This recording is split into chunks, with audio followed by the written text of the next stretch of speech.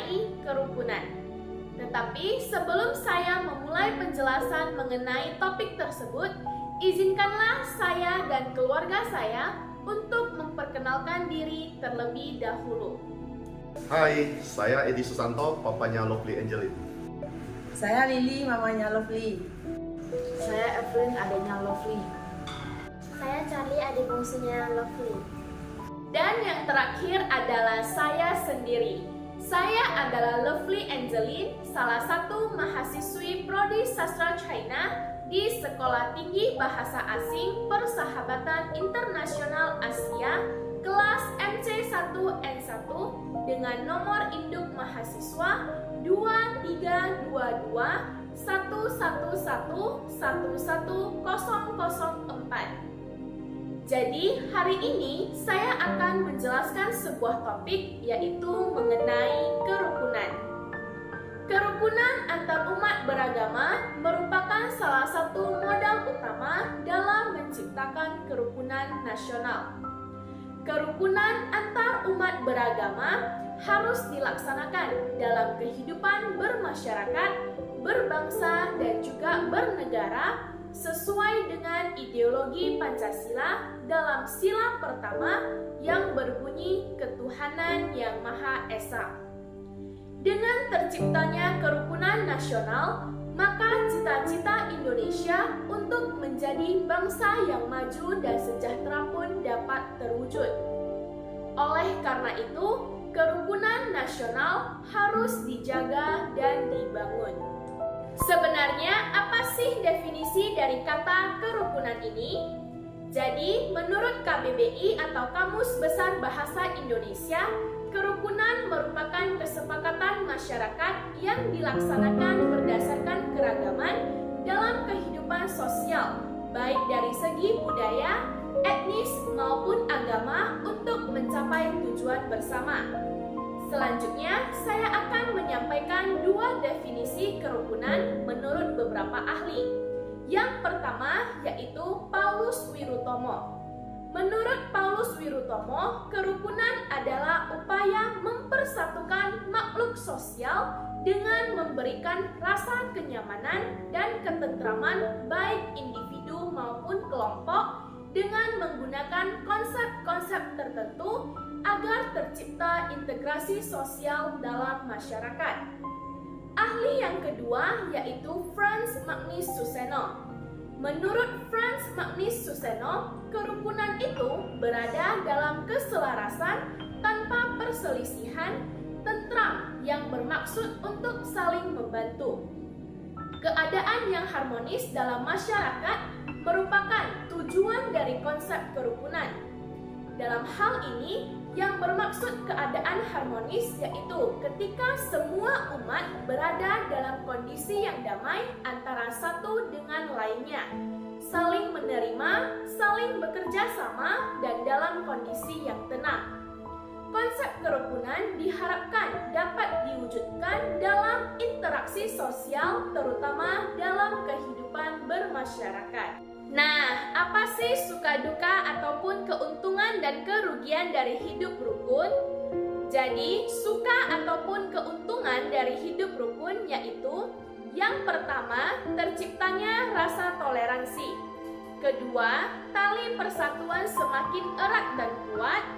Ketiga, terhindar dari perselisihan dan perpecahan. Keempat, terciptanya kerukunan dan keharmonisan. Kelima, nilai kebersamaan semakin meningkat. Adapun duka atau kerugian dari hidup rukun yaitu yang pertama, terputusnya tali silaturahmi antar sesama. Kedua, lingkungan menjadi tidak harmonis sehingga menimbulkan ketidaknyamanan. Ketiga, terjadi perpecahan karena tidak adanya rasa persatuan dan kesatuan. Keempat, kehidupan menjadi tidak harmonis.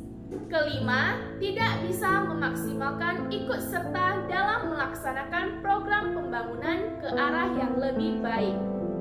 Selanjutnya, saya akan menjelaskan mengenai undang-undang apa saja yang mengatur tentang kerukunan antar umat beragama.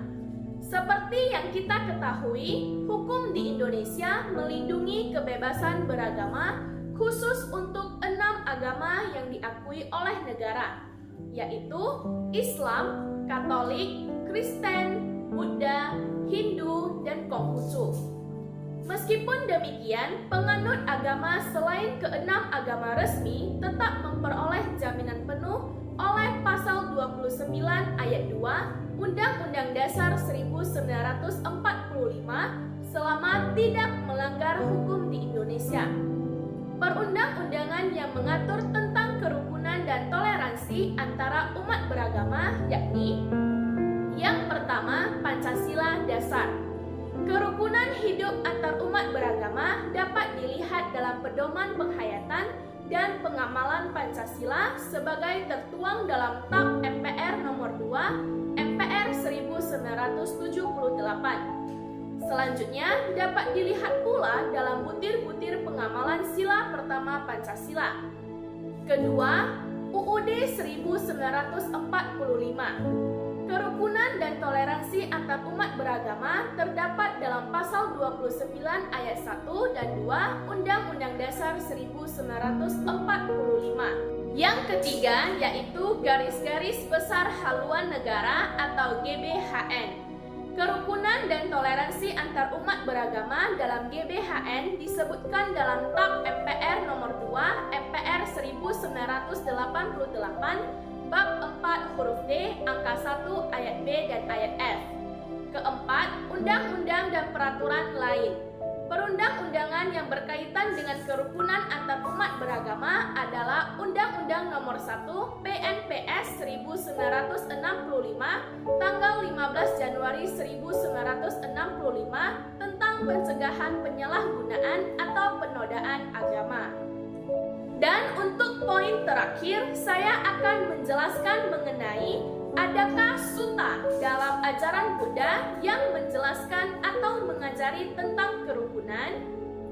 Terdapat satu sutta terkait dengan kerukunan, yakni Saraniyadama Sutta.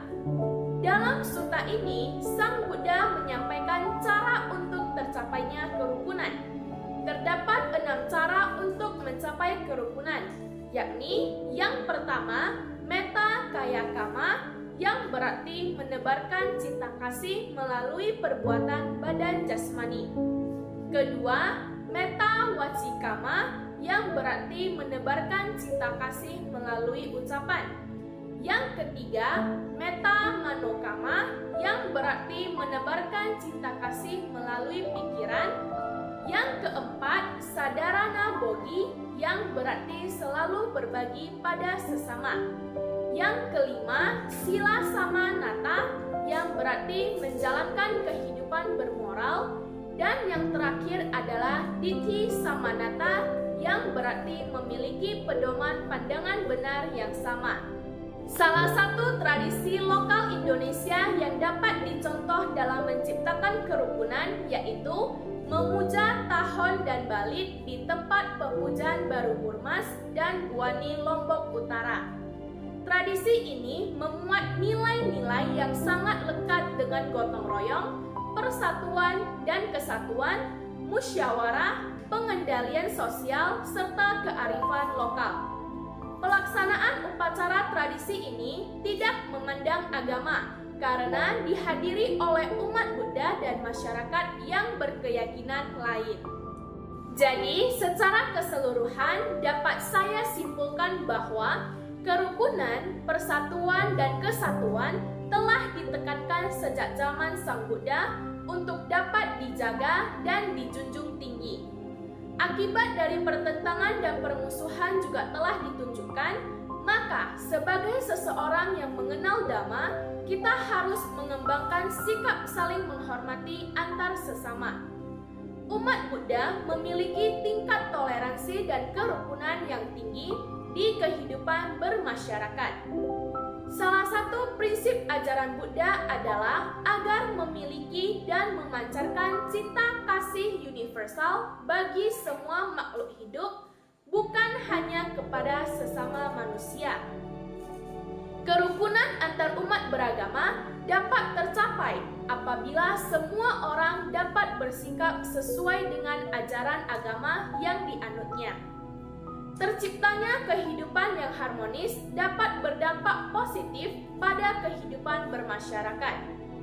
Kerukunan antar umat beragama sangat penting diwujudkan mengingat bahwa Indonesia merupakan negara yang memiliki kemajemukan agama. Saya rasa ini saja penjelasan yang dapat saya sampaikan. Terima kasih. Namo Buddhaya.